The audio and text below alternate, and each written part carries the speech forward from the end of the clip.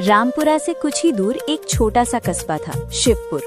ये कस्बा बहुत बड़ा नहीं था, पर यहाँ के लोग दिल के बहुत बड़े थे।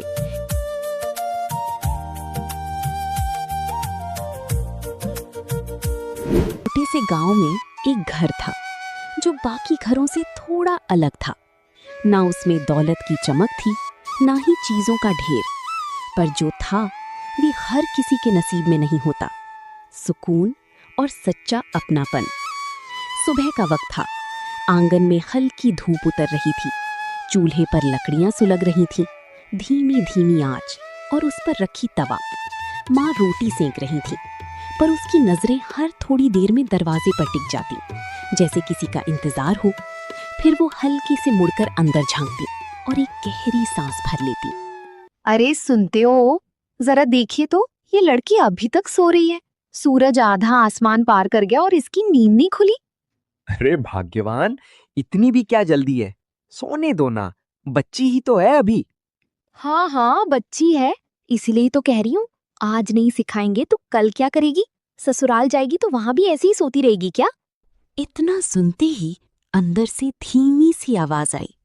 माँ, मैं सब सुन रही हूँ। माँ ने तुरंत पलटकर देखा। दरवाजे के पास वो खड़ी थी, बाल बिखरे हुए, आंखों में नींद, पर चेहरे पर हल्की सी मुस्कान। अरे उठ गई मेरी लाडो, आओ आओ, तुम्हारा ही इंतजार था।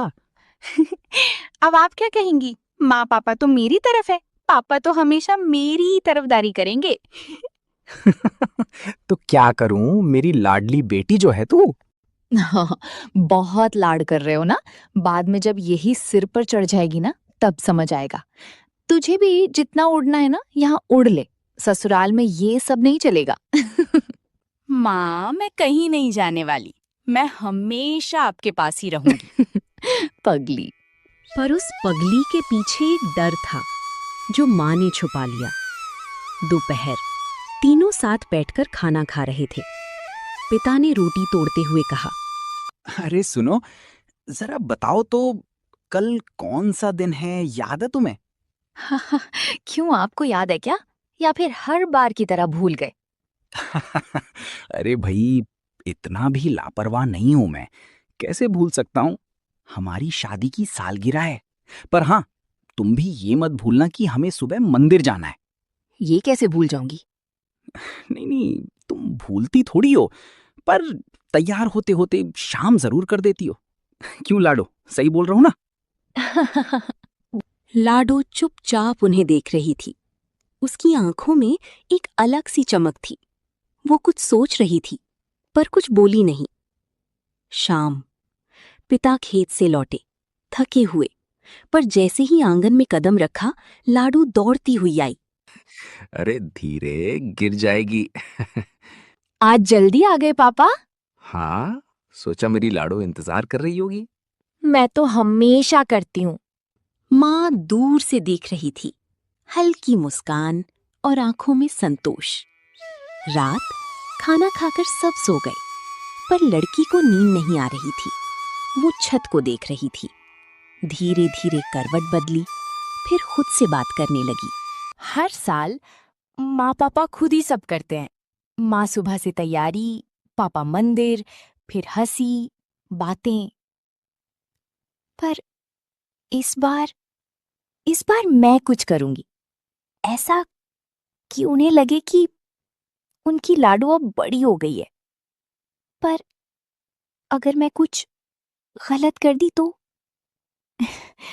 माँ हंस देगी। पापा कहेंगे, अरे मेरी बेटी है, सब अच्छा है। पापा, आप सच में मुझे इतना प्यार क्यों करते हो? और माँ, आप गुस्सा क्यों करती हो जब आपको सबसे ज्यादा मेरी चिंता होती है? भगवान, बस कल का दिन अच्छा बना देना। मैं उन्हें खुश देखना चाहती हूँ। सुबह, माँ पिता मंदिर जाने की तैयारी कर रहे थे। बेटा लाडो, उठ गई क्या? जल्दी उठ जा बेटा। हाँ माँ, मैं तो पहले से ही उठी हुई हूँ। वाह, आज जल्दी उठ गई। चलो, एक बात तो अच्छी है, मेरी लाडो अब बड़ी हो रही है। ये सब छोड़ो माँ, आप कितनी अच्छी लग रही हैं। सच में बहुत सुंदर लग रही हैं। बहुत तारीफ कर रही है आज। ऐसे तो बस पापा पापा करती रहती है। आज क्या बात हुई? कुछ चाहिए क्या बाजार से?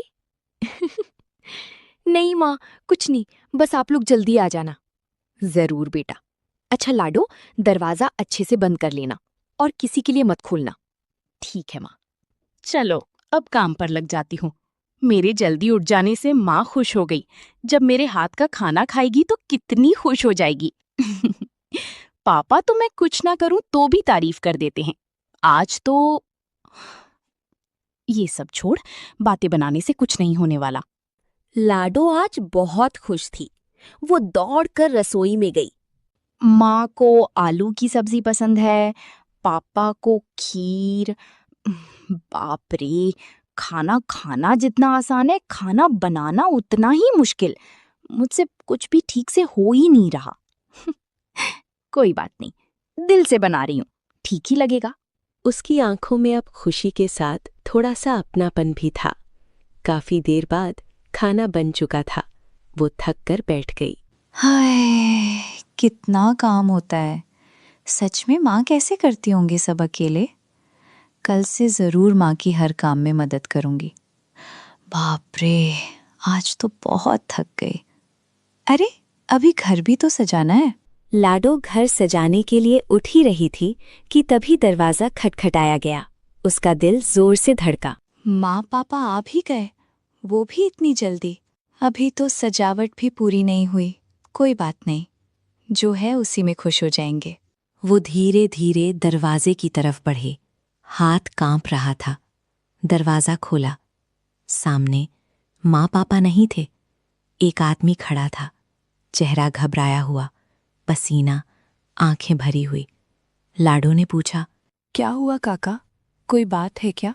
अब इतने घबराए हुए क्यों हैं? पापा तो अभी घर पर नहीं है। बेटा, तेरे माँ पापा वो अभी मंदिर गए हैं। काका आप बैठो, ऐसे रो मत। तेरे माँ पापा अब नहीं रहे लाडो। अच्छा, आप मुझे डराने आए हो? माँ ने भेजा है ना? नहीं बेटा, सच में नहीं, ऐसा नहीं हो सकता। आज तो उनकी सालगिरह है। आज तो उन्हें खुश होना चाहिए। आप झूठ बोल रहे हो। आपको पता है ना, मेरे पास अब कोई मजाक सहने की ताकत नहीं है। बोलो ना, ये झूठ है। माँ, उठो ना, देखो मैंने खाना बनाया है।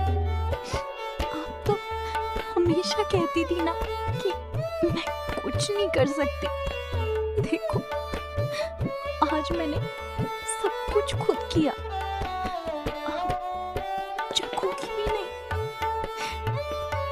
पापा, आप तो कहते थे ना कि मेरी हर चीज सबसे अच्छी होती है। आज एक बार कह दो ना कि मेरी बनाई खीर अच्छी है। एक बार बोल दो पापा, फिर मैं कभी कुछ नहीं मांगूंगी। मैंने सोचा था आपको खुश करूंगी, पर आज ही आप मुझे छोड़कर चले गए। था जहां खामोशी बैठी थी। तू क्यों रो रही है उसके लिए? वो तेरे लायक ही नहीं है। कांच की चूड़ियां खनक रही, पर मन है थोड़ा चुप सा। हाथों में मेहंदी गहरी है, पर अतीत अभी भी चुप सा। कितनी प्यारी बहू मिल गई है मुझे। सच में आरव बहुत किस्मत वाला है कि उससे तुम जैसी जीवन साथी मिली है।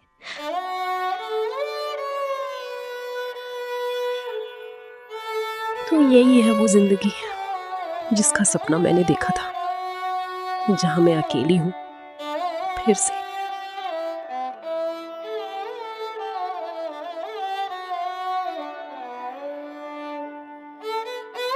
तुम समझ क्यों नहीं रही हो? मैंने पहले ही कहा था। आज मैं आपसे आखिरी बार कुछ कहने आई हूं। ये दर्द धीरे धीरे मुझे खत्म कर रहा है। मैं थक गई हूं, अब मुझ में और ताकत नहीं है।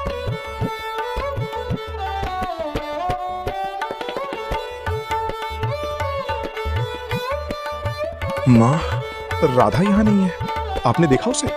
नहीं तो, सुबह से दिखी नहीं। तूने कुछ कहा था उसे? नहीं, मैं देखता हूँ।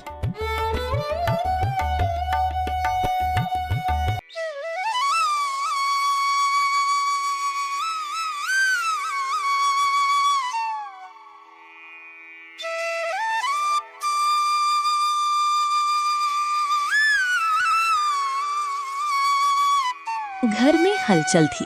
आंगन में रंगोली बनी थी। रसोई से मिठाइयों की खुशबू आ रही थी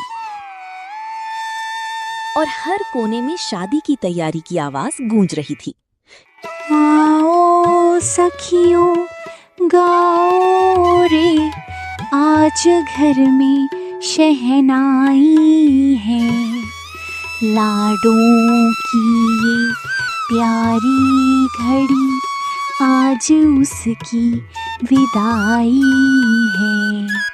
मेहंदी रचे हाथों में, नाम साजन का सजा है, नैनों में सपनों का सागर, मन में हल्का सा नशा है। अरे हंस दी लाडो हंस दी, आज तेरा श्रृंगार है, कल तो अपने पिया की संग नए घर की बहार है। लेकिन उस शोर शराबे के बीच एक कमरा ऐसा भी था जहां खामोशी बैठी थी। अरे हंस दी लाडो हंस दी, आज तेरा श्रृंगार है, जारी लाडो खुश रहे ना, यही सब की दुआ है। अरे ओ दुल्हन, यहाँ बैठकर क्या सोच रही है तू? पूरा घर तेरे नाम का शोर मचा रहा है और तू ऐसे बैठी है जैसे किसी ने सजा दे दी हो। अरे सजा ही तो लग रही है, कब से बैठा रखा है, पैर ही नहीं हिल रहे मेरे। अच्छा, और मैं समझ रही थी हमारी दुल्हन जी अपने होने वाले पति के बारे में सोच रही होंगी। अरे नहीं रे, इतना भी क्या सोचना, अभी तो ठीक से देखा भी नहीं उन्हें। तो फिर शादी के बाद आराम से देख लेना, जितना मन करे। हाँ हाँ, और अगर वो मुझे देखकर डर गए तो?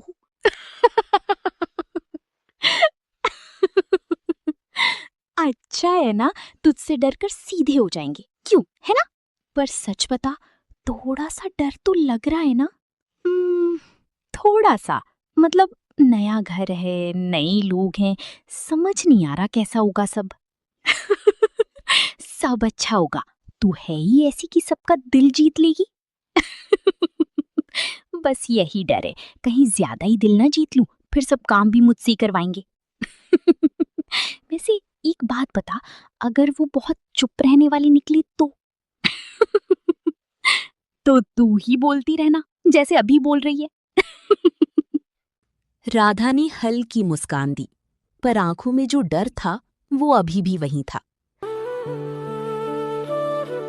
ना ये इजहार है, ना कोई सवाल है, फिर भी दिल बेवजह तेरे पास है।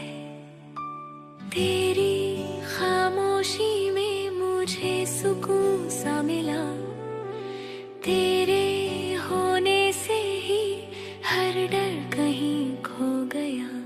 धीरे धीरे कुछ होने लगा, बिन कहे ही सब समझ आने लगा। विदाई का समय, ढोल बंद हो गए थे, अब सिर्फ रोने की आवाज थी। राधा अपने पिता के गले लगकर रो रही थी। बेटा, अपना ख्याल रखना, कभी भी कोई जरूरत हो तो मुझे जरूर बता देना, कभी भी कोई तकलीफ हो तो हमसे छुपाना मत बेटा, याद रखना ये तेरा घर है। बेटा, अपना ख्याल रखना। पापा, आप भी अपना ख्याल रखना, आपकी बहुत याद आएगी पापा। बेटा, ख्याल रखना अपना। अपने नए परिवार को भी उतना ही प्यार और सम्मान देना जितना तूने इस परिवार को दिया है। और बेटा, अपने इस घर को भी हमेशा अपना समझना। याद रखना कि इस घर में भी तेरे अपने ही है। कभी भी कोई बात हो तो हमें जरूर बताना बेटा। माँ, माँ, माँ, अपना ख्याल रखना। राधा और जोर से रो पड़ी। पहली रात। कमरा फूलों से सजा हुआ था। हर चीज खूबसूरत थी, सिवाय उस खामोशी के जो हवा में तैर रही थी। ये जो रिश्ता मिला नाम इसका नहीं, पर इतना पता है अब मैं तन्हा नहीं। आरव अंदर आया। उसने एक नजर राधा पर डाली, फिर नजरें हटा लीं। कुछ पल बिल्कुल खामोशी, फिर उसने गहरी सांस ली। मुझे नहीं पता कि ये बात कैसे कहूं, और शायद ये वक्त भी सही नहीं है, पर मैं झूठ बोलकर इस रिश्ते की शुरुआत नहीं करना चाहता। ये शादी मेरी मर्जी से नहीं हुई। मैं किसी और से प्यार करता था, बहुत पहले से। हम शादी करना चाहते थे, लेकिन घर वालों को मंजूर नहीं था, और फिर ये रिश्ता उन्होंने जबरदस्ती तय कर दिया। मैं तुम्हें धोखा नहीं देना चाहता, इसलिए साफ साफ कह रहा हूं, मैं तुम्हें वो प्यार नहीं दे पाऊंगा जिसकी तुम हकदार हो। मैं तुम्हारा सम्मान करूंगा, तुम्हारी जिम्मेदारी निभाऊंगा, लेकिन दिल वो कहीं और रह गया है। तो फिर ये शादी क्यों की आपने? क्योंकि हर बार इंसान अपने लिए नहीं लड़ पाता, कभी कभी हार माननी पड़ती है, और मैंने हार मान ली। पर आपने हार मानी, उसकी सजा मुझे क्यों मिल रही है? मैंने तो आपसे कुछ नहीं मांगा था। मैं तो बस इस रिश्ते को सच मान कर आई थी। आपने एक बार भी नहीं सोचा कि जिस लड़की से आप शादी कर रहे हैं उसका क्या होगा? मैं तुम्हें चोट नहीं पहुंचाना चाहता, इसलिए पहले ही बता दिया। कभी कभी सच झूठ से ज्यादा दर्द देता है। कमरे में फिर से खामोशी छा गई। दो लोग एक ही कमरे में, पर दो अलग दुनियाओं में। रात के बाद राधा सारी रात नहीं सोई। सुबह जब आई, उसकी आंखें सूजी हुई थीं। आईने में खुद को देखते हुए, तो यही है वो जिंदगी जिसका सपना मैंने देखा था, जहां मैं अकेली हूं फिर से। बस फर्क इतना है कि इस बार मैं अपने घर में नहीं, किसी और के घर में अकेली हूं। सुबह हो चुकी थी। घर में लोगों की आवाजें थीं। कोई चाय मांग रहा था, कोई नाश्ते की बात कर रहा था, पर राधा के अंदर अब भी रात खत्म नहीं हुई थी। वो धीरे धीरे कमरे से बाहर आई, चेहरे पर मुस्कान लाने की कोशिश करते हुए। आ गई बहू, देखो तो कितनी प्यारी है। पर आज से रसोई में काम करने की जरूरत नहीं है बेटा, जाओ बैठो, मैं हूं ना। नहीं माँ जी, मेरे रहते आपको काम करने की कोई जरूरत नहीं है। आप बैठिए, और अगर कुछ भी चाहिए हो तो बता दीजिएगा। कितनी प्यारी बहू मिल गई है मुझे। सच में आरव बहुत किस्मत वाला है कि उससे तुम जैसी जीवन साथी मिली है। बेटा, ऐसे तो मैं जानती, पर फिर भी बेटा, इस घर को जोड़ कर रखना। इस घर को अपने प्यार के धागे से ऐसे बांध लेना कि ये घर कभी टूट ना सके। माँ जी, विश्वास रखिए, आप सबको कभी निराश नहीं करूंगी। उसने रसोई संभाल ली, सबके लिए चाय बनाई, नाश्ता तैयार किया। हर काम करते हुए वो बार बार पीछे मुड़कर देखती, शायद आरव आए, कुछ बोले, पर वो आया, चाय उठाई और बिना देखे चला गया। दिनों का गुजरना, दिन हफ्तों में बदलने लगे।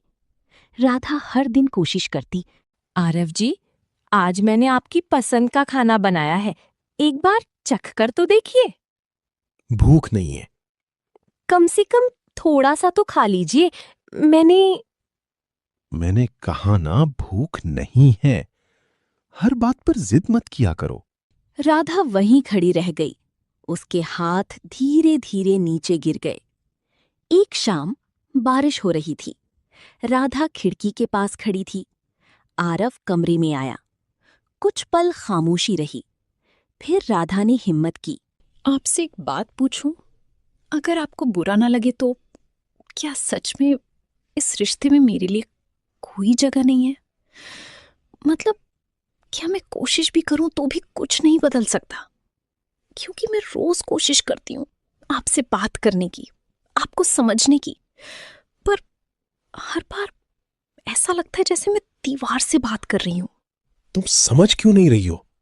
मैंने पहले ही कहा था, मुझसे उम्मीद मत रखो। तुम जितनी जल्दी ये मान लोगी उतना कम दर्द होगा। पर मैं कोशिश करना कैसे छोड़ दूं? मैं आपकी पत्नी हूं। ये रिश्ता मेरे लिए सिर्फ नाम का नहीं है। मैं कैसे मान लूं कि मेरा कोई हक नहीं? क्योंकि सच्चाई यही है, हर रिश्ता दिल से नहीं बनता। कुछ रिश्ते बस निभाने पड़ते हैं, और ये भी वैसा ही है। तो फिर निभा ही लीजिए। कम से कम ऐसे मत रहिए जैसे मैं हूं ही नहीं। आरव ने कोई जवाब नहीं दिया और कमरे से बाहर चला गया। उस रात राधा फूट फूट कर रोई। मैं इतनी भी बुरी नहीं हूं। मैंने क्या गलत किया है? मैं बस प्यार चाहती हूं। इतना भी हक नहीं है मेरा? अगर मैं किसी के लिए कुछ महसूस करती हूं तो क्या वो गलत है? या फिर मैं ही गलत हूं जो ऐसे इंसान से उम्मीद कर रही हूं जो मुझे देखना भी नहीं चाहता?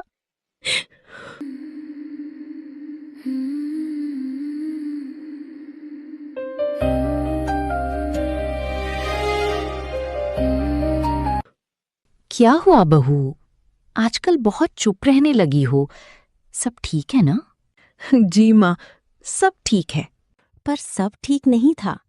एक रात राधा ने आखिरी बार कोशिश की। वो आरव के सामने खड़ी हुई। आज मैं आपसे आखिरी बार कुछ कहने आई हूँ। मैंने बहुत कोशिश की, सच में बहुत। हर दिन खुद को समझाया कि एक दिन सब ठीक होगा, आप बदलेंगे, आप मुझे देखेंगे, समझेंगे। पर शायद मैं गलत थी। मैंने कभी आपसे आपके अतीत के बारे में सवाल नहीं किया, क्योंकि मैं आपकी इज्जत करती हूँ। पर क्या आपने कभी मेरे वर्तमान के बारे में सोचा? मैं हर दिन आपके सामने खड़ी होती हूँ और आप मुझे नजरअंदाज कर देते हैं। ये दर्द धीरे धीरे मुझे खत्म कर रहा है। मैं थक गई हूँ, अब मुझ में और ताकत नहीं है। आरव चुप था। उसने कुछ नहीं कहा, बस नजरें झुका लीं। और वही राधा के लिए सबसे बड़ा जवाब था।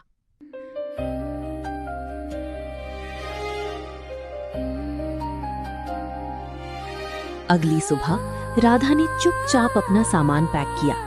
किसी से कुछ नहीं कहा, बस एक बार कमरे को देखा और धीरे से निकल गई। शाम को जब आरव घर लौटा, माँ, राधा कहाँ है? अरे कमरे में होगी, सुबह से दिखी नहीं। आरव कमरे में गया। कमरा खाली था। अलमारी आधी खुली, कुछ कपड़े गायब, बिस्तर सजा हुआ, पर उसमें वो नहीं थी। पहली बार उसका दिल जोर से धड़का। कमरा खाली था, पर अजीब बात ये थी कि पहली बार वो खालीपन सिर्फ कमरे में नहीं था, आरव के अंदर भी था। उसका दिल बैठ गया। वो जल्दी से बाहर आया। माँ, राधा यहाँ नहीं है। आपने देखा उसे? नहीं तो, सुबह से दिखी नहीं। तूने कुछ कहा था उसे? नहीं, मैं देखता हूँ। उसने तुरंत फोन उठाया, नंबर डायल किया। Switched off. एक बार, दो बार, बार बार, पर हर बार वही जवाब। अब उसकी सांसें तेज होने लगीं। उसने उसकी दोस्तों को कॉल किया, रिश्तेदारों को, हर जगह, पर हर जगह से एक ही जवाब। नहीं, वो यहाँ नहीं है। अब उसके दिमाग में एक ही ख्याल आया, माइका। गाड़ी चलाते हुए उसके हाथ कांप रहे थे और दिमाग में बस राधा की आवाज गूंज रही थी, मैं थक गई हूं, अब मुझ में और ताकत नहीं है। मैंने ये क्या कर दिया? वो हर दिन मेरे पास आई, मुझसे बात करने की कोशिश की और मैं हर बार उसे दूर करता रहा। वो चुपचाप सब करती रही बिना कुछ कहे, और मैंने एक बार भी नहीं पूछा कि वो ठीक है या नहीं। अगर वो सच में टूट गई हो तो, अगर वो वापस ना आना चाहे तो। उसकी आंखें भर आईं। दरवाजा खुला, राधा सामने थी। उसकी आंखें सूजी हुई, चेहरा थका हुआ। दोनों एक पल के लिए बस एक दूसरे को देखते रहे। राधा, मुझे तुमसे बात करनी है, बस एक बार। राधा कुछ बोलने ही वाली थी, तभी पीछे से कदमों की आवाज आई। पिता और माँ बाहर आ गए। क्या बात करनी है तुम्हें अब? जो कहना था सब कह चुके हो तुम, एक शब्द मत बोलना। तुम्हें यहाँ आने की जरूरत ही क्या थी? पापा जी, मैं बस अपनी गलती मानने आया हूँ। पापा जी मत कहो मुझे। जिस इंसान ने मेरी बेटी की आंखों से हंसी छीन ली, उसे मुझे पिता कहने का कोई हक नहीं है। हमने अपनी बेटी तुम्हें सौंप दी थी इस भरोसे के साथ कि तुम उसे खुश रखोगे, पर तुमने क्या किया? अपनी जिद, अपने अतीत, अपनी नफरत की सजा मेरी बेटी को दे दी। गलती तुम्हारी नहीं है, गलती हमारी है, जो हमने बिना जाने बिना समझे अपनी बेटी की शादी तुमसे कर दी। दामाद जी, सच कहूं, आपसे ये उम्मीद नहीं थी। राधा ने कभी किसी से शिकायत तक नहीं की और आपने उसे इस हालत में पहुंचा दिया। मुझे पता है मैंने बहुत गलत किया है, पर मैं सच में सब ठीक करना चाहता हूँ। बस एक मौका। मौका? जब वो हर दिन तुम्हें मौका दे रही थी तब। एक बार। तू चुप रह राधा, अब यहाँ खड़े रहने से कुछ नहीं होगा, तुम जा सकते हो। कुछ पल सब चुप रहे। आरव ने धीरे से नजर उठाई, राधा को देखा। उसकी आंखों में सवाल थे और कहीं गहराई में अभी भी उम्मीद। आरव ने कुछ कहना चाहा, पर शब्द नहीं निकले। वो बस हल्का सा सिर झुकाकर मुड़ा और धीरे धीरे बाहर चला गया। राधा वहीं खड़ी रह गई, आंखों से आंसू चुपचाप गिरते रहे। देखा बेटा, अगर उसे सच में पछतावा होता तो वो जाता नहीं, यहीं खड़ा रहता, तुझे मनाता, तुझे समझाता, पर वो चला गया। इसका मतलब उसे फर्क ही नहीं पड़ता। तू क्यों रो रही है उसके लिए? वो तेरे लायक ही नहीं है।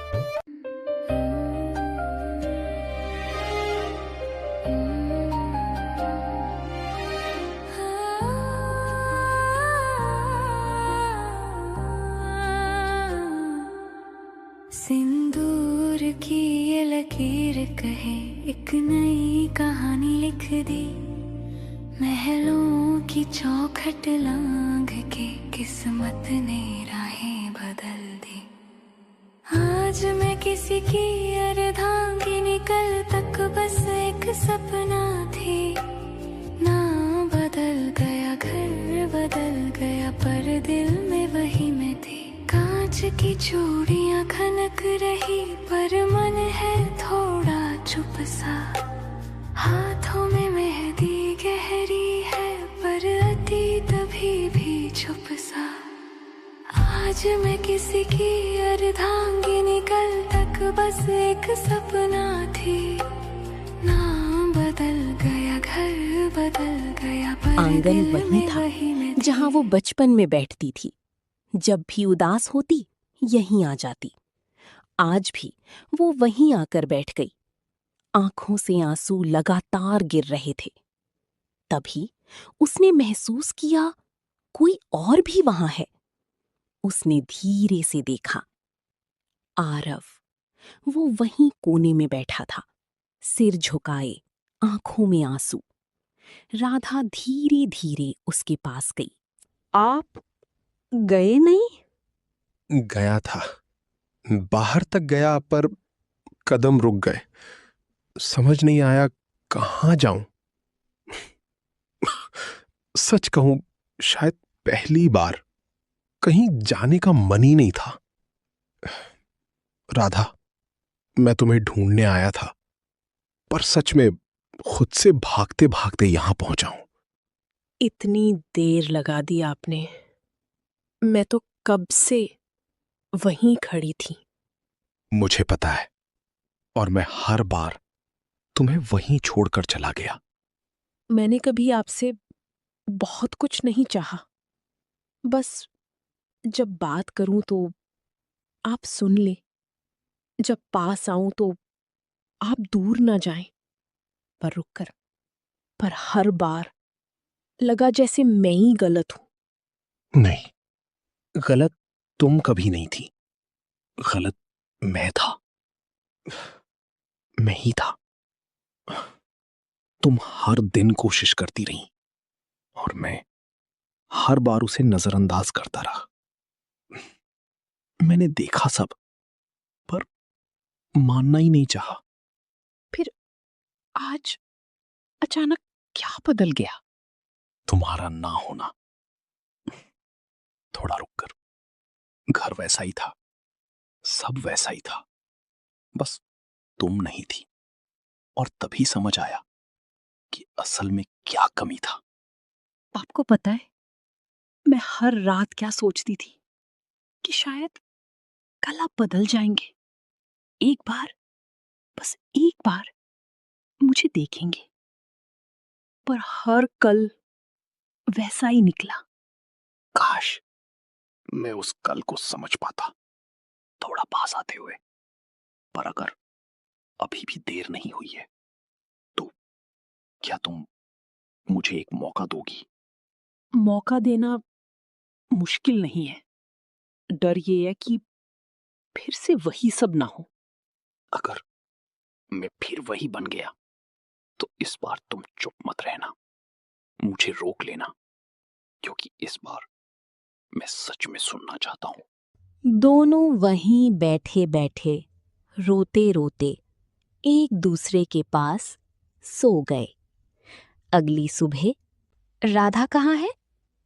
आंगन में होगी।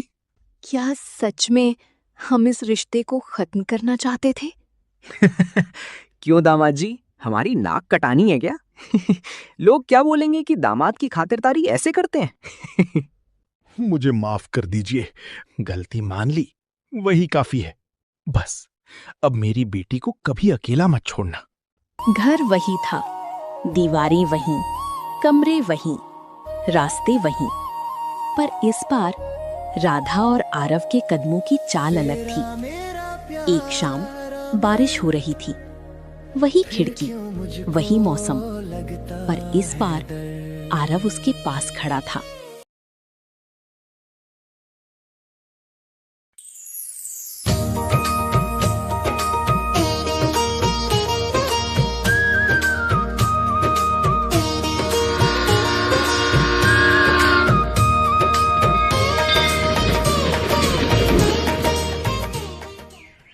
अरे अंशिका, तो इस तरह चुपचाप क्या बैठी है? तुझे खाना नहीं बनाना है क्या आज? माँ देखिए, सब्जियां इतनी महंगी हो गई हैं कि अगर सुबह सब्जी लूं तो रात के लिए पैसे नहीं बचते, और रात के लिए सब्जी लूं तो सुबह के लिए पैसे नहीं बचते। इसीलिए मैंने सुबह ही थोड़ी ज्यादा सब्जी बना ली थी, अभी बस रोटी बना दूंगी। हाँ, ये तो है। वैसे मुझे एक बात बतानी थी। अरे दादी, आप ठीक तो हैं? उठकर बैठिए और ये लीजिए, पानी पीजिए। फिर अंशिका सरला को उठाकर बैठाती और पानी पिलाती है। माँ, आप ठीक तो हैं? हाँ, मैं ठीक हूँ। वो तो बस ठंडी आ गई है तो जुकाम बढ़ गया है। पहले से ही दादी की तबीयत खराब है और अब ठंड की वजह से तबीयत और भी ज्यादा बिगड़ गई है, लेकिन इलाज करवाने के लिए पैसे ही नहीं है। हाँ, और ऊपर से ढंग की रजाई कंबल भी नहीं है। एक पतली सी चादर है, उससे तो और ठंड लगती है क्योंकि वो भी फटी हुई है। सच में बाहर से ठंडी हवा भी इतनी आती है कि रात को सोया भी नहीं जाता।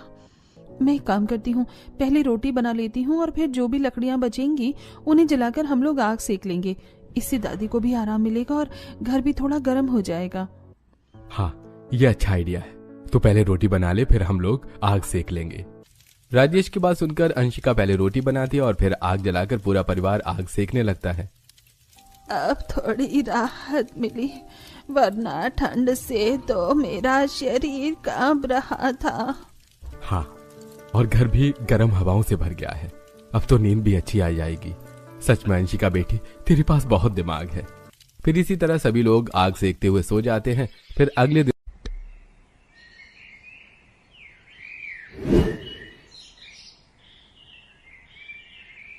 माँ जी, अब दादी सास को समझाइए ना कि खाना बनाने के लिए भी सर्वेंट रख ले। वैसे भी हमारे पास इतने पैसे हैं, तो फिर हम लोग किचन में इतनी ठंड में खाना क्यों बनाएं? हाँ, मैं मानती हूँ कि हम लोग खानदानी हैं। हमारे पूर्वज राजा महाराजा थे और हम लोग बहुत अमीर भी हैं, लेकिन इसका ये मतलब नहीं है कि तुम लोग काम चोरी करोगी। और वैसे भी मैं कहाँ तुम्हें सारा घर का काम करने को कहती हूँ, सिर्फ खाना बनाने ही तो कहती हूँ। लेकिन इतनी ठंड आ गई है, अब तो किचन में काम करते हुए हाथ पैर दोनों कांपते हैं। माँ, अगर आपको बहू के हाथ का खाना खाना है तो ठंड के बाद खा लीजिएगा। ठंड के लिए तो कम से कम सर्वेंट रख लीजिए। बहू को क्यों ठंड में परेशान कर रही है? हाँ दादी, और फिर क्या फर्क पड़ता है कि खाना बहू ही बनाए या फिर सर्वेंट? मुझे बहुत फर्क पड़ता है। खाना तो मुझे बहू के हाथ का ही खाना है। और वैसे भी किचन में कैसे ठंड लगती है। किचन में भी तो हम लोगों ने हीटर लगवा रखा है। ऑन करके बनाया करो खाना, और पानी भी तो गर्म आता है। अरे लेकिन वेकिन कुछ नहीं, चुपचाप जाओ और किचन में खाना बनाओ। प्रभावती की बात सुनकर दोनों बहुएं जाकर किचन में खाना बनाने लगती हैं। फिर शाम को दोनों बहुएं कंबल लपेटकर सोफे पर बैठी थी। अगर इतनी ठंड लग रही है तो अपने रूम में जाकर बैठो ना। और फिर बैठना ही क्यों है, रात हो गई है, जाकर खाना बनाओ। क्या खाना बनाना है इतनी ठंड में किचन में? हे भगवान, कितना मुश्किल है। मुश्किल की क्या बात है, एक काम तो कहती हूँ पूरे दिन में, वो भी नहीं किया जाता क्या? तुम दोनों आलसी बहुए हो। देखिए, हम लोग आलसी नहीं हैं, बस हम लोग शहर से हैं और हमें इतना काम करने की आदत नहीं है। ऊपर से ठंड में हमने तो कभी अपने घर में काम किया ही नहीं था, लेकिन यहाँ कर रहे थे। पर अब ठंड आ गई है तो हमसे काम की उम्मीद मत रखिएगा। सच में मैंने भी अपने घर में कभी कोई काम नहीं किया, लेकिन यहाँ करना पड़ रहा था। और फिर आप लोग तो इतने अमीर हैं, खानदानी पैसे वाले हैं। बहुत देखकर तो बात करो कि सामने कौन खड़ा है। सॉरी, लेकिन हमने इसमें गलत क्या कहा? गलत क्या कहा पूछो, सही क्या कहा? तुम दोनों के तो पर आसमान में उड़ रहे हैं। चुपचाप जाकर खाना बना, वरना अपने मायके चली जा। भले ही हम लोग अमीर हैं, लेकिन साथ ही खानदानी भी हैं, और हमें खानदानी परंपराओं के साथ जीने की आदत है। अब जाओ यहाँ से। प्रभावती देवी की बात सुनकर दोनों बहुएं किचन में खाना बनाने चली जाती हैं। दोनों बहू शहर की लाकर बहुत बड़ी गलती कर दी। अब लगता है कि गांव की बहू को ही लाना पड़ेगा, जो घर के रीति रिवाज और खानदानी परंपराओं को समझ सके। फिर प्रभावती देवी गांव की लड़की की तलाश में लग जाती हैं। वहीं अंशिका अपने घर के बाहर बर्तन धो रही थी। अरे अंशिका बेटी, रात के 9 बज रहे हैं और तू अभी भी बर्तन धो रही है। तुझे ठंड नहीं लग रही है क्या? पापा, ठंड तो लग रही है, लेकिन रात के झूठे बर्तन नहीं रख सकती ना। वाह, मेरी बेटी कितनी ज्यादा समझदार है। पूरे घर को अकेले संभाल रखी है, वो भी इतने बढ़िया तरीके से। कभी कभी मैं सोचती हूँ कि तेरी शादी हो जाएगी तो क्या होगा। और मैं ये सोचता हूँ कि मेरी फूल जैसी बेटी की शादी कहाँ होगी, क्योंकि शादी करवाने के लिए दहेज देना पड़ेगा, जो कि हमारे पास है नहीं। अरे पापा मम्मी, आप लोग मेरी शादी की इतनी चिंता क्यों करते हैं? जहाँ मेरी शादी होनी होगी हो जाएगी। चलिए अब आप लोग अंदर जाइए, वरना आपको ठंड लग जाएगी। मैं बर्तन धोकर आती हूँ। अंशिका की बात सुनकर प्रमिला और राजेश घर के अंदर चले जाते हैं और कुछ देर में अंशिका भी बर्तन धोकर घर में चली जाती है। इसी तरह कुछ दिन बीतते हैं और फिर एक दिन सभी सोफे पर बैठे थे। देखिए, मैंने आपको सारे शहर की सुंदर सुंदर अमीर घराने की लड़कियां दिखाई हैं। बताइए किसके साथ रिश्ते की बात चलाऊं? ये तो बताना बहुत मुश्किल है पंडित जी, क्योंकि आपने भैया के लिए एक से बढ़कर एक सुंदर और अमीर लड़कियों की फोटो दिखाई है। हाँ, लेकिन मुझे इनमें से कोई भी पसंद नहीं आई और मुझे अपने पोते की शादी किसी शहरी लड़की से नहीं करवानी। मुझे गांव की लड़की दिखाइए। अच्छा, तो ये देखिए, इसका नाम अंशिका है और ये गांव से है। इसने अपने घर को बहुत ही अच्छी तरीके से संभाल कर रखा हुआ है। थोड़ी गरीब है, इसलिए पैसों की भी बचत करती है। लेकिन हाँ, इसके घर वाले आपको दहेज नहीं दे सकेंगे। तो ठीक है, आप इसके साथ रिश्ता तय कर दीजिए, और वैसे भी हमें दहेज नहीं चाहिए। क्या गांव की लड़की? लेकिन वो क्यों? हम लोग तो इतने खानदानी अमीर घराने से हैं, तो आप गांव की लड़की, वो भी गरीब, उसको बहू क्यों बनाना चाहती हैं? क्योंकि मुझे मेरे पोते की शादी गांव की लड़की से करवानी है। बहू शहर की लड़की लाकर मैंने देख ली, दोनों की दोनों बहुएं एकदम निकम्मी और आलसी हैं। गांव की लड़की आएगी तो हमारे रीति रिवाज, खानदानी तौर तरीके के अनुसार रहेगी। अरे लेकिन ऐसे कैसे गांव की लड़की? क्यों, गांव की लड़कियां अच्छी नहीं होती क्या? और फिर तू भूल मत कि तू भी गांव की ही है, और फिर इस घर में सबसे बड़ी मैं हूँ, तो फैसला भी मेरा होगा। और वैसे भी शादी तुझे नहीं करनी है, जिसे करनी है मैं उससे पूछ लूंगी। अभिमन्यु, अभिमन्यु, सुन बेटा।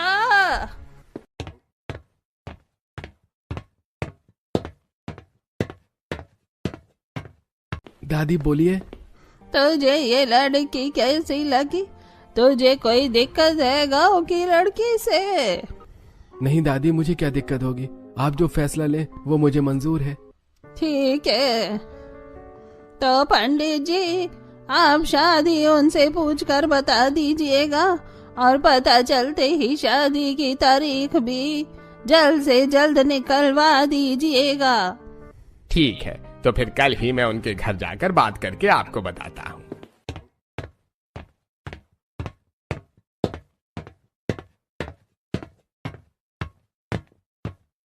इतना कहकर पंडित वहां से चला जाता है और अगले दिन होते ही वो तुरंत अंशिका के घर पहुंचता है और सभी को ये खुशखबरी सुना देता है। क्या इतने अमीर घराने से मेरी बेटी के लिए रिश्ता आया है? फिर तो मुझे ये रिश्ता मंजूर है। मेरी बेटी के तो भाग्य ही खुल गए। हाँ दीदी, आप भी इस रिश्ते के लिए हाँ कर दीजिए। शहर में जाकर ऊपर से इतने अमीर घर में आप बहुत खुश रहेंगी। ऊपर से ये घर सिर्फ अमीर ही नहीं, खानदानी भी है। फिर तो आप इस रिश्ते के लिए हाँ कर दीजिए, हमें ये रिश्ता मंजूर है।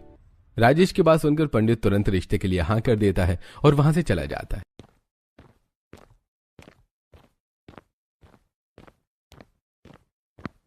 मुझे तो समझ में ही नहीं आ रहा कि अब अंशिका के लिए लहंगा कहां से खरीदें, क्योंकि इतना अमीर खानदानी घर है तो शादी भी हाई फाई होगी और उनकी रेप्यूटेशन के लिए अंशिका को लहंगा भी अच्छा दिलाना होगा।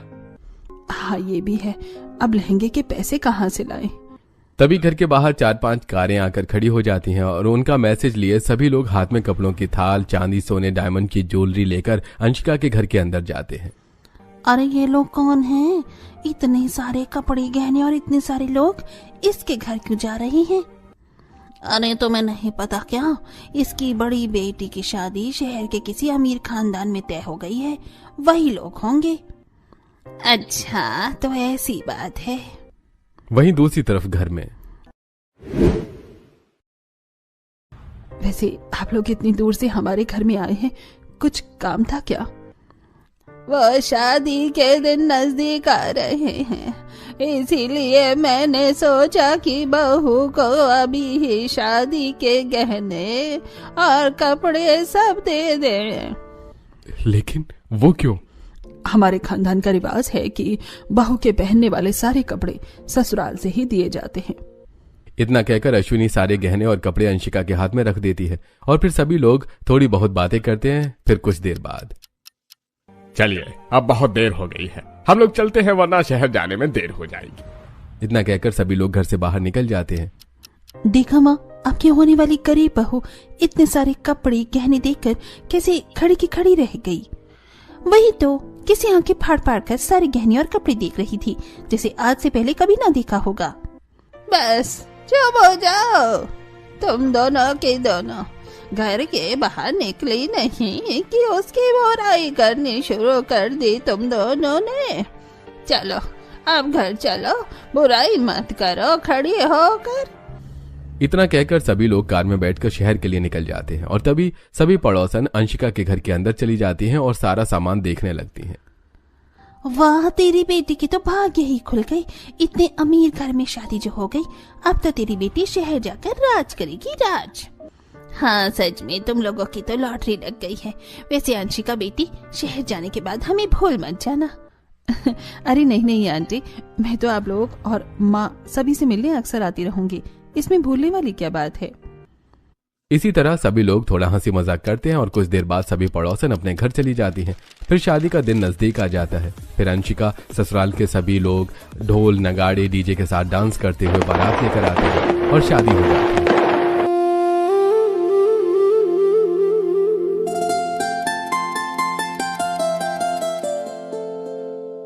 छुरी की खनक में दिल की धड़कन सपनों ने ली है नई सी करवट।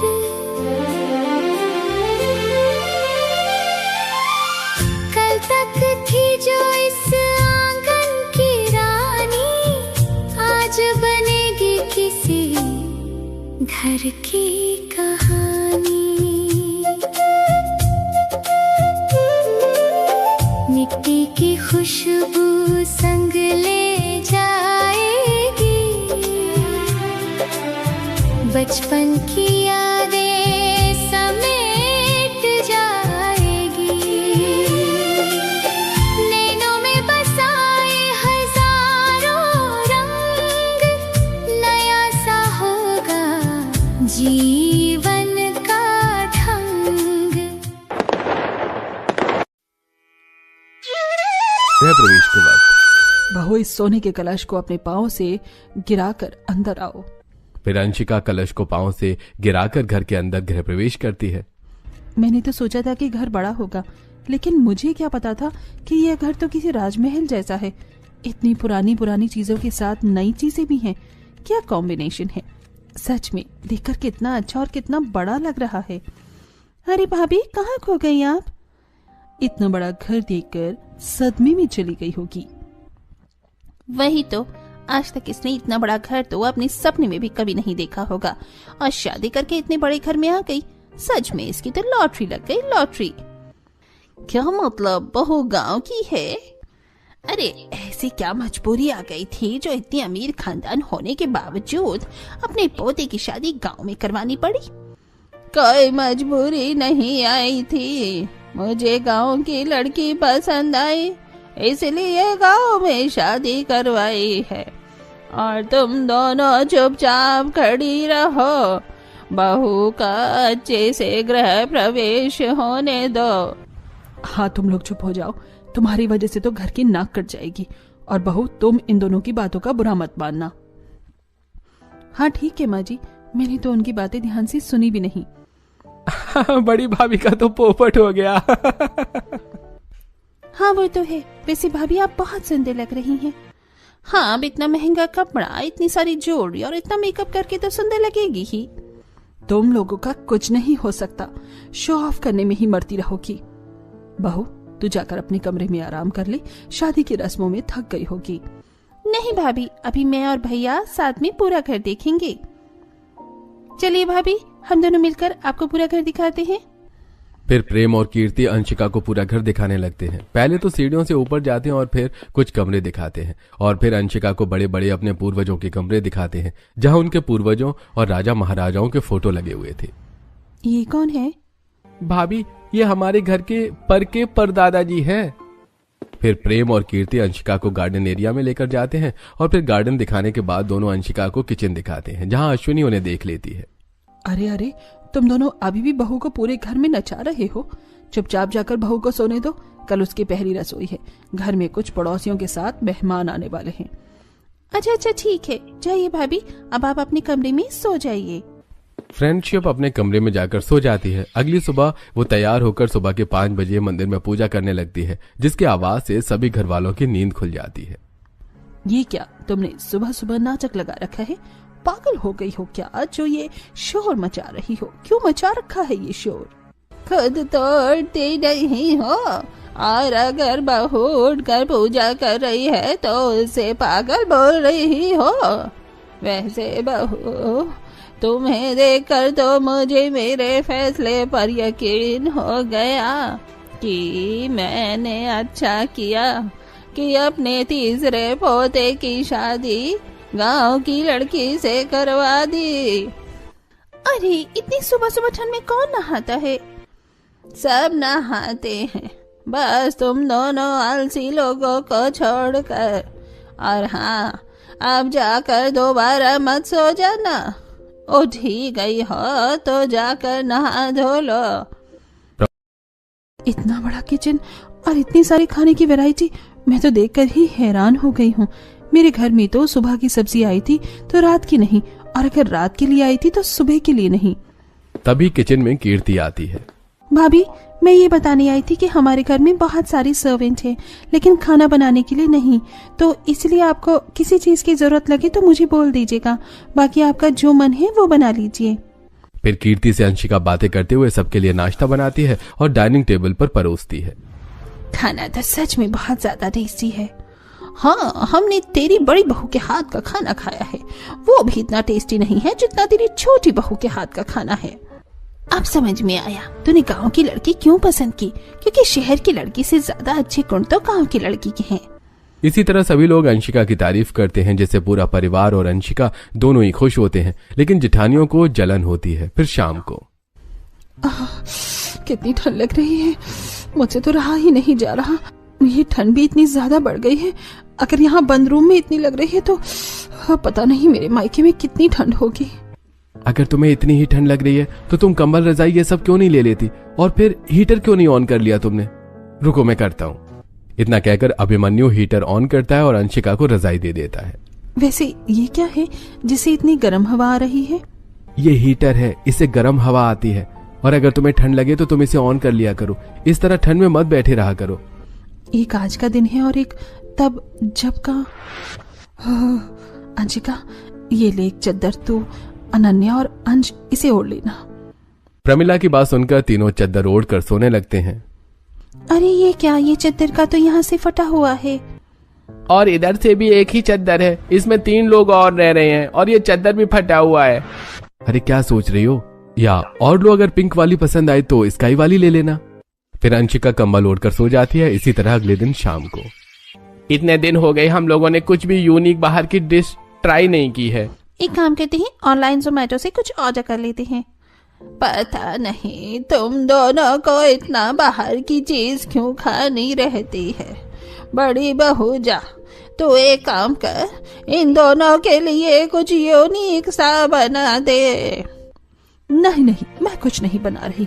जमीन तो बर्फ की तरह ठंडी है। देखिए मैं सोफे पर कैसे सुकून में बैठी हूँ। मैं नहीं बना रही कुछ। जिसे खाना है वो बना ले या बाहर से मंगवा ले। कितनी आलसी बहू मिली है मुझे, तो दोनों आलसी हैं। मैं बना देती हूँ ना कुछ यूनिक सा, अच्छा सा। लेकिन बहू तू कैसे बनाएगी? तुझे यहाँ आए ज्यादा दिन भी नहीं हुए और फिर गांव में तो ज्यादा कुछ मिलता भी नहीं है। हाँ, लेकिन मैं YouTube से देखते ही शहर के अकॉर्डिंग कोई अच्छी सी डिश बनाऊंगी जो सबको पसंद आएगा। इतना कहकर अंशिका तुरंत किचन में जाती है और एवोकाडो का सलाद साथ ही सैंडविच बनाकर सभी को दे देती है। वाह भाभी, आपने तो कितना ज्यादा टेस्टी बनाया है, और इससे तो मैं आज तक कभी भी नहीं खाया था। हाँ भाभी, आपने तो कमाल ही कर दिया। वैसे आपने तो उसे गांव में कभी देखा भी नहीं होगा, तो बनाया कैसे? YouTube से देखकर बनाया है। कितनी अच्छी बहू पसंद की है मैंने, जैसे अगर कुछ बनाना नहीं आता तो वो YouTube से देखकर बना लेती है। और यहाँ दो जो आलसी बहुएं हैं, उन्हें तो सब कुछ आता है, लेकिन बनाने का नाम ही नहीं देती हैं। सीख लो तुम दोनों भी, कुछ आलसी कहीं की। जब से आई है इसने तो दिमाग ही खराब कर रखा है। इसकी वजह से दादी सास जब देखो तब हमें आलसी बोलती रहती हैं। इसका तो कुछ करना पड़ेगा, ज्यादा महान बनने का शौक है। फिर आरुषि और आहाना अंशिका को नीचे दिखाने का मौका ढूंढने लगती हैं। वहीं रात को अंशिका किचन में बर्तन धो रही थी। पानी कितना ठंडा है, लगता है इस बार की ठंड तो जान लेकर ही मानेगी। तभी किचन में प्रेम आता है। अरे भाभी, आप ठंडे पानी से बर्तन क्यों धो रही हैं? गर्म पानी से धो लीजिए। गैस पर पानी गर्म करने की मेहनत कौन करेगा देवर जी? गैस पर पानी गर्म करने की क्या जरूरत है? ये देखिए, यहाँ 2 नल लगे हैं। इस नल में ठंडा पानी आता है और इस नल में गर्म पानी। आप गर्म पानी से बर्तन धो लीजिए। इतना कहकर प्रेम वहां से चला जाता है और अंशिका गर्म पानी से बर्तन धोने लगती है। वाह, गर्म पानी से तो बर्तन धोने का मजा ही अलग है। एक वो दिन था जब... अरे अंशिका बेटी, रात के 10 बजे तुम घर के बाहर बैठकर ठंडे ठंडे पानी से बर्तन क्यों धो रही हो? अब क्या करूं चाची, झूठे बर्तन तो नहीं रख सकती, और फिर मेरा घर तो इतना छोटा है, वहाँ बर्तन कैसे धोऊं? ये भी है, वैसे सच में तो बहुत ज्यादा मेहनती है। अपने पुराने दिनों को याद करते हुए अंशिका गर्म पानी से बर्तन धोती है और रात होते होते जाकर सो जाती है। इसी तरह कुछ दिन बीतते हैं। फिर एक दिन, क्या इतना बड़ा घर है, इतनी सारी चीजें हैं, सब कुछ बहुत अच्छा है, लेकिन जब से मैं यहाँ आई हूँ कहीं बाहर नहीं गई। इसी तरह ये सोचते हुए अंशिका गार्डन में चल रही थी कि तभी ये बात अश्विनी सुन लेती है। अरे बहू, जब तुझे कहीं बाहर घूमने का मन था तो फिर तूने हमें क्यों नहीं बताया? क्या मतलब माँ जी? अरे अब मेरी प्यारी सी बहू को कहीं घूमने का मन हो रहा है तो एक काम करते हैं, हमारा पूरा परिवार कहीं घूमने चलते हैं। रुक, मैं अभी सबसे बात करती हूँ। फिर अश्विनी पूरे परिवार से बात करती है और बाहर घूमने जाने का प्लान बनाती है। चलो अच्छा है, बाहर घूमने जाएंगे तो कुछ दिनों के लिए मूड फ्रेश हो जाएगा। हाँ ठीक है, तो एक काम करते हैं, हम सब कल आगरा घूमने चलते हैं। मैं फ्लाइट की टिकट बुक करवा देता हूँ।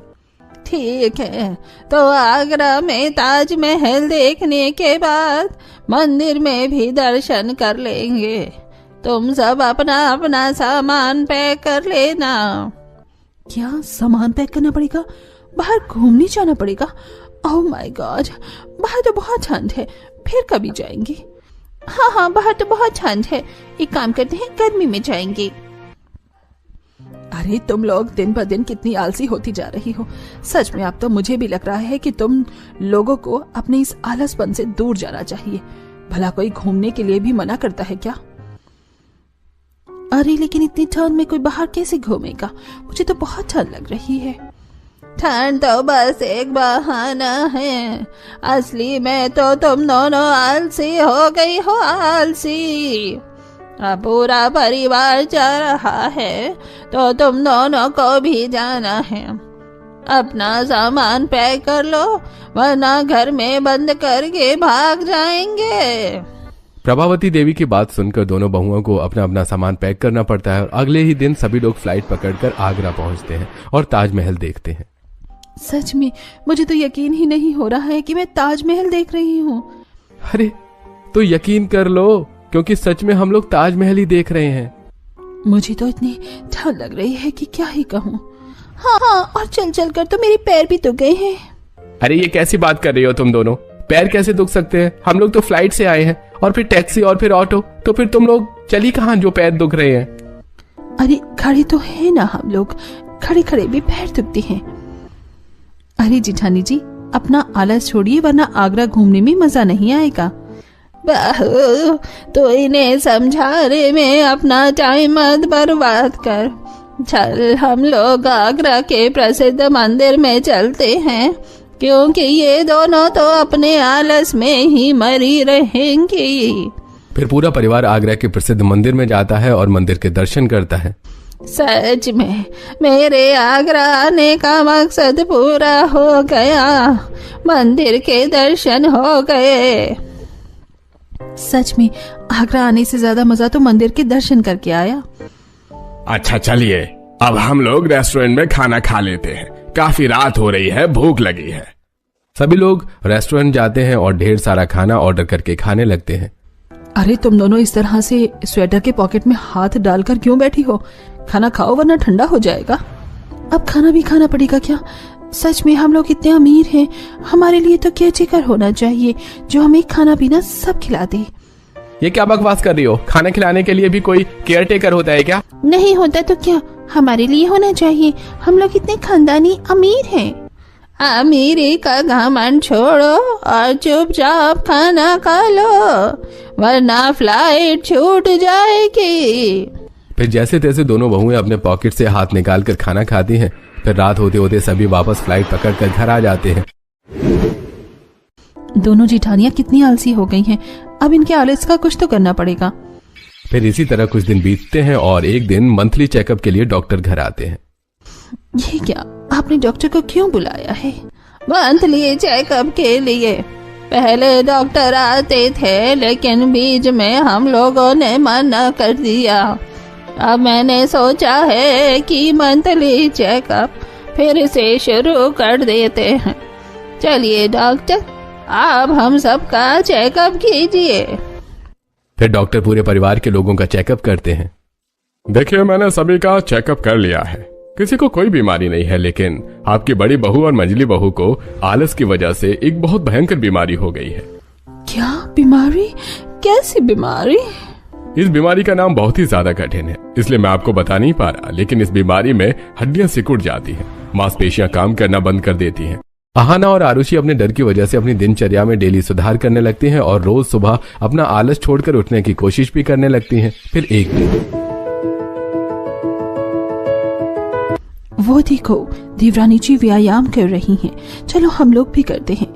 अरे लेकिन हमें व्यायाम करना कहाँ आता है? अभी देवरानी जी को किस मुंह से कहें कि वो हमें सिखा दे। ये अंशिका बातें सुन लेती है। अरे अरे, आप लोग आपस में क्या चर्चा कर रही हैं? लीजिए, मैं आप दोनों को सिखा देती हूँ। थैंक यू सो मच, आप बहुत अच्छी हैं।